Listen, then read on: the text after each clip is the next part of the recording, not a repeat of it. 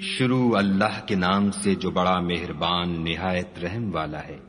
حامیم، یہ کتاب خدائے غالب اور حکمت والے کی طرف سے نازل ہوئی ہے۔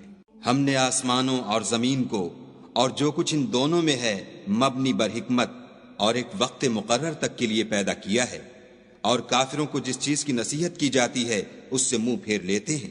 کہو کہ بھلا تم نے ان چیزوں کو دیکھا ہے جن کو تم خدا کے سوا پکارتے ہو؟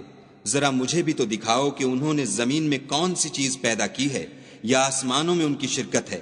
اگر سچے ہو تو اس سے پہلے کی کوئی کتاب میرے پاس لاؤ، یا علم انبیاء میں سے کچھ منقول چلا آتا ہو تو اسے پیش کرو۔